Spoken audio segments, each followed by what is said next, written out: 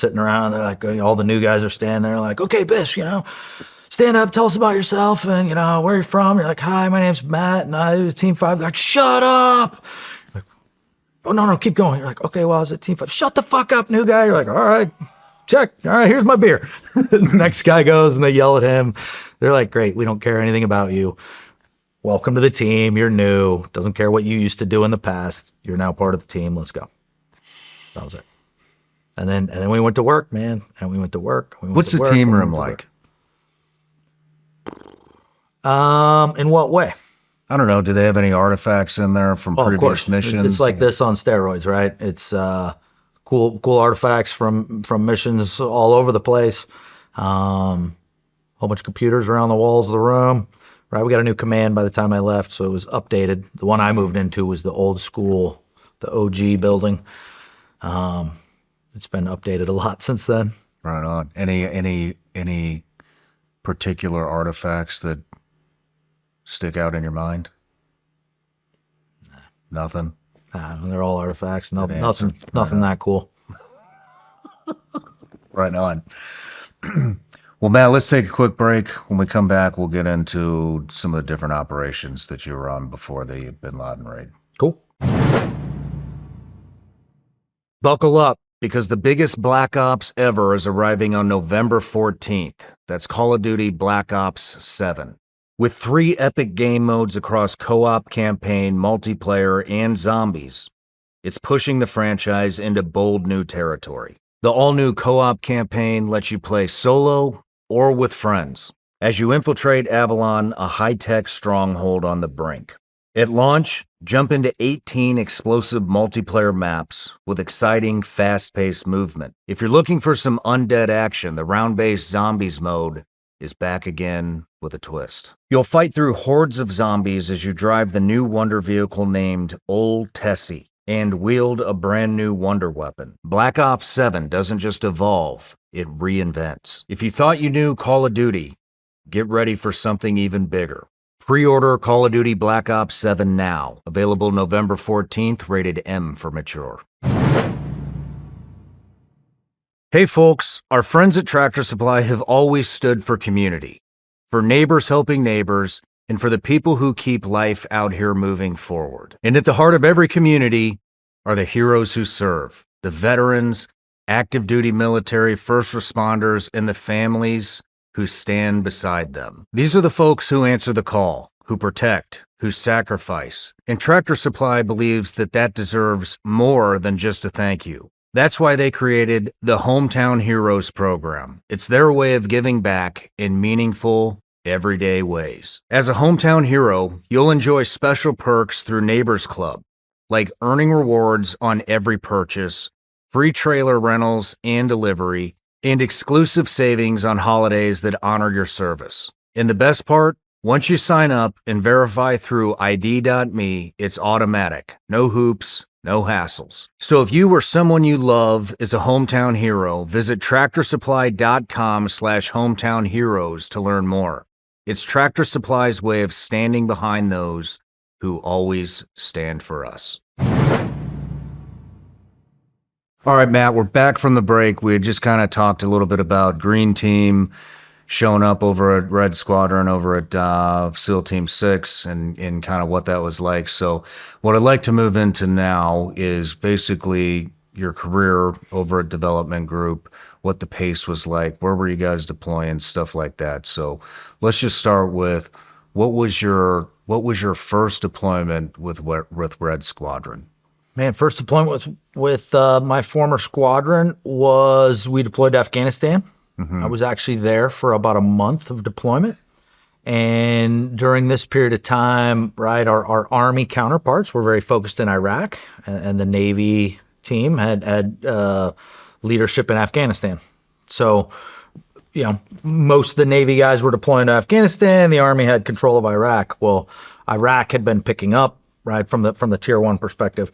So I did about a month of deployment in Afghanistan.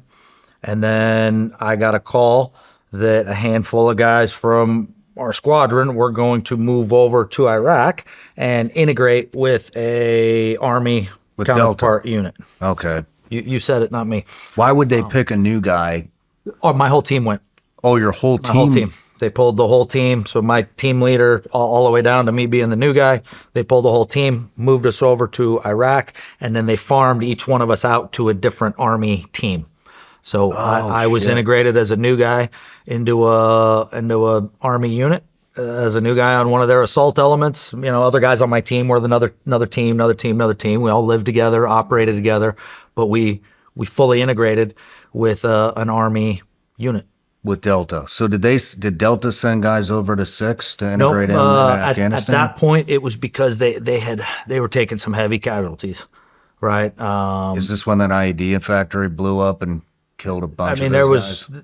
There was a lot of stuff going on. Iraq was getting hotter and hotter, right? I had done my Team 5 deployment there. I screened. I went to Dam Neck, and now my next deployment was Afghanistan. I was there a month, and then they moved us over to Inbed, and I worked out of Baghdad again with the Delta team. So who took your guys' slot in Afghanistan? They just didn't backfill us with anybody. They went So there lighter. wasn't- The squadron that stayed there was light a team. A team went over and augmented the Army guys. Phenomenal deployment, right? I'm still very, very good friends with the Army guys I worked with there. Phenomenal individuals. Can we rewind just real quick? So did you guys do anything in Afghanistan, or did you get farmed out because it was just there just wasn't a lot going on? No, we were doing ops. I was out of Jalalabad, and we were running missions out of J-Bad. It just, they weren't as kinetic. It was different, right? Iraq, everything was just kicking off. Afghanistan's been through its phases, right? I've been there 10 times, but at that time, Afghanistan felt a little slower. They were still hitting ops. They were still running missions. It was just the priority was, okay, let's move some extra assaulters over here. I think the Delta guys had already lost a couple guys before we got there. And then while we were there, they had lost a couple more out of one of their other units. It was pretty, right? I rode around on a Little Bird, right? As much as I dreamt about the Little Bird thing, we were Baghdad SWAT. Right, cruise around on Little Birds once, twice, 3 times a night, whatever it was, all over Baghdad. So hold on. There's a lot to unpack here. I'm really curious. You know, but let's just keep it Afghanistan for your 1 month over there. So, I mean, what was your impression of the difference between regular SEAL teams? Now you're over at SEAL Team 6 in Afghanistan with Red Squadron. Did you see anything right off the bat? We're not talking about, I mean, you're only 2 deployments into your 13 deployments, so you got 11 left over at 6. What was your first month like in Afghanistan with Red? Great question. A lot more toys, a lot more assets, and then the guys I was working with were all older. Right? Our regular teams are all new. The age group's younger because you're newer, right? You get to Dam Neck, a lot of older guys that have been there a long time. So just from a maturity of force, I noticed that. B, from a mission planning perspective, right? Just maturity of force, guys who've been around a little bit, the mission planning, what type of targets were, just all of that. The technology was a huge, right, differentiator. We had different toys, different assets, different stuff that we could use to target our guys that we were going after. So that was kind of the biggest eye-opening. Hey, I'm now in this big league unit that has some additional resources and tools, and wow, this is cool. I'm a new guy playing the breacher, new guy just carrying the heavy shit, and loving every minute. But right, we're only there a month, and it was, you're chasing your phones and your bad guys and doing your normal thing. But Afghanistan terrain is not like Baghdad, right? It's, unless you're in Kabul. Right, I operate in the mountains of Afghanistan, so just the rural missions to urban missions. Was it everything you thought it was cracked up to be from the very beginning, or were you a little disappointed? I gotta be honest, man. Everything I dreamt about and read about and wanted to get to, I saw and I experienced, and I was like, right away, fuck yeah, nice. It was pretty legit, right? The caliber of guys you're working with are just next level, right? yeah, it's everybody's tightening each other, making yourself bigger and better, and yeah. Nice, nice. And so, what was it like jumping over to Delta? I mean, you have a month taste in the training pipeline of Yeah. development group, and then I mean, shit, less than a year over from. It sounds like it's less than a year from when you showed up to Green Team to Deployed now with you're an Army fucking- unit. Now you're with Delta. Yeah. Who's the the Army counterpart? Yeah. What? They were phenomenal. I had a great time. I figured there'd be more, the rivalry shit talking. None of that. None of it at the operational level that I experienced. Like I said, I'm still very good friends. Some of my best friends were the Army guys I worked with on that deployment. Pretty cool, right? We're working out of Baghdad with all the sexy assets that right. I'd been in Baghdad a deployment and a half before, dreaming of all these fun assets and toys and what it would be like. And now here I'm back.